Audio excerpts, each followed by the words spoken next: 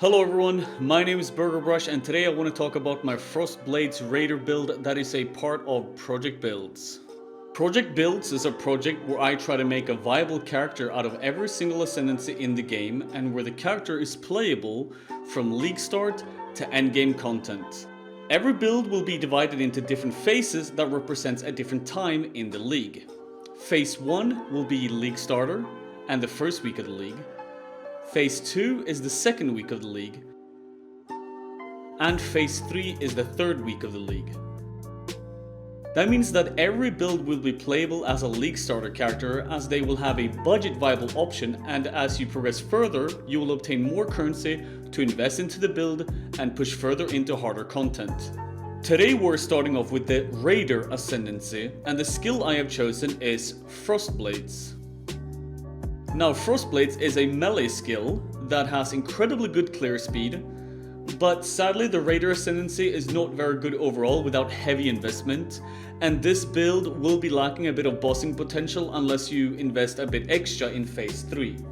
Frostblades as a skill overall doesn't really feel that melee when you're map clearing, because once you hit a target, the skill will kind of like shatter off behind it and it will sort of chain off into other mobs around the screen, and by using different support gems you can basically literally widescreen clear by just hitting one mob in the middle of the screen, and everything else is just gonna pop off and explode all over the place.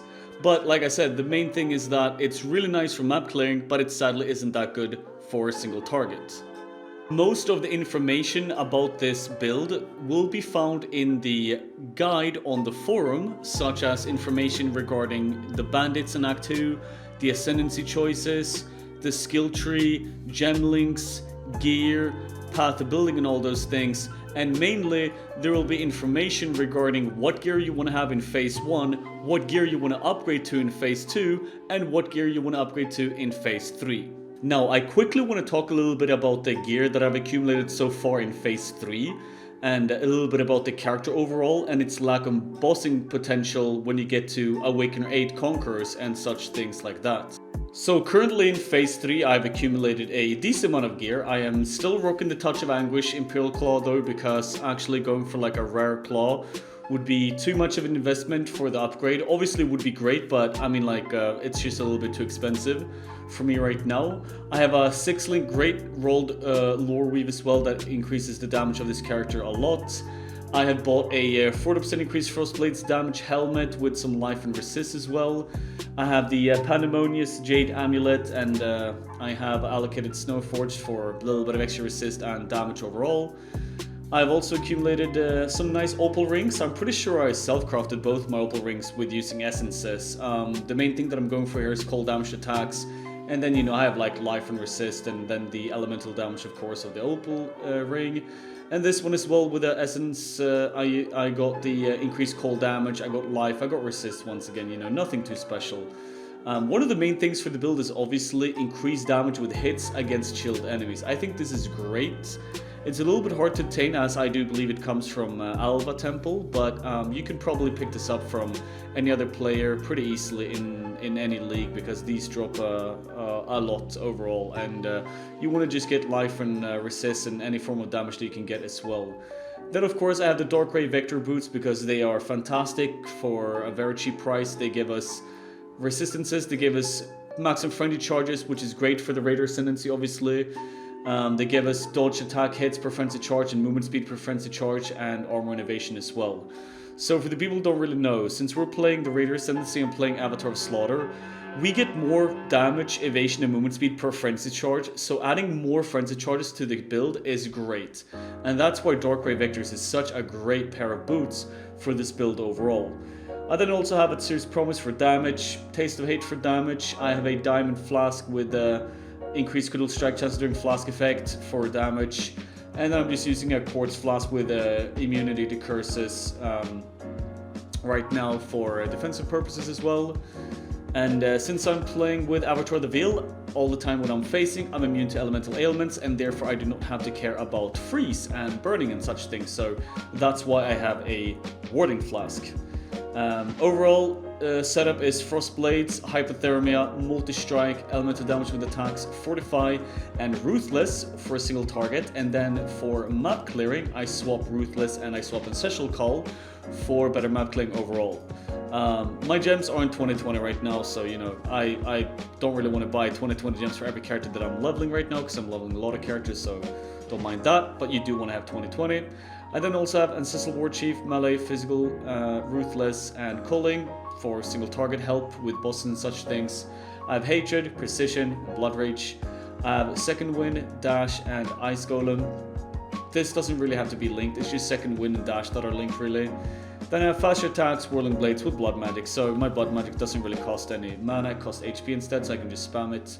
Curse and Hit, Herald of Ice, and Elemental Weakness for some extra damage potential as well. Now, as I've said so far in the video, it has great map clearing potential and everything, but even in Phase 3 with some heavy investment, it still doesn't feel good enough for Awakener 8 Conqueror bosses. Currently I have Awakener 8 and I have basically my whole Atlas finished and everything, and I will now do a map to demonstrate a little bit how it looks like me doing like a tier 15 map and killing the boss and everything.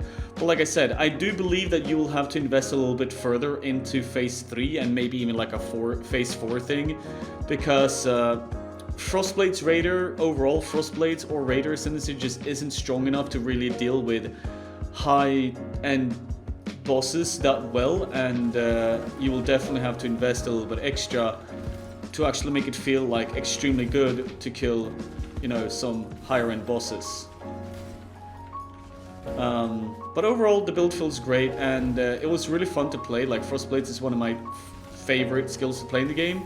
As you can see, like you just like dash forward all the time and just explode whole packs within a second, and everything just pops off, and there's all these, you know, cold explosions, and it's very satisfying to hear the shatters and everything, you know. So it's a great fun build and everything, but I do not suggest this if you just want to be able to like cruise into Uber Elder, you know, first or second week of the league, and you just want to be able to hammer down Cirrus without having any issues at all. Then this is not the build for you. If you want to have a build that can map clear super fast and you can make a ton of money, that you can invest further in and then make it a boss killer, then yeah, go for it. Or use this character as a fun character to play around with, or be a currency generator early on in the league as well. I thought this was America! Huh? Isn't this America? But yeah, so this was a really fun thing, and I've played Frostblades in the past, and I know kind of its potential, and like I said, a Raider Ascendancy isn't really anything massive either. I mean, like, Raider Ascendancy can be great, but from what I know, without extreme investments, there aren't really a lot of people even playing Raider Ascendancy to begin with, and the people who do just invest a crazy amount of money into all these crazy builds. And what I want to do here with project builds is, you know, try to stay away from investing like an absolute maniac into some of these builds here. So basically Phase 3 is about, you know, maximum 10x of investment, and I just honestly couldn't make it work to destroy, you know, Veritania, for example, that I tried killing the other day. She was pretty tough to take down in tier 16 Awakener 8, I gotta tell you, with this build. Obviously I only have level 18 gems right now and everything, but yeah, she was pretty rough anyway, and I was hoping that it was going to be even quicker than it was. But as you can see here, you know, like, whatever, tier 15 boss isn't really anything special, but she goes down very nice and very easy. So, you know, you're not really going to have a problem doing tier 16 maps or anything, and you're definitely going to be able to do, you know, Awakener 8 Conqueror bosses and everything. It's just that it takes a while and you might die once or twice, but it's still very doable. I killed Veritania with 1 death or deathless or something, so it wasn't really a problem like that. It's just that you can't go in there and pop her off in like 5 seconds and then just be done with it. It's not that sort of a build, sadly. Thank you very much for watching the video. If you would like to check out the build guide for this, then go check out the description, where you can also find another link to project builds, where I will highlight all of the builds that I make for this project. Now remember also to hit the subscribe button here on YouTube, and go follow me on Twitch, because I am a full-time Twitch streamer and I stream almost daily over there as well, mainly PoE, and I try to help out everyone as much as I can. So thank you very much once again, and I'll see you around.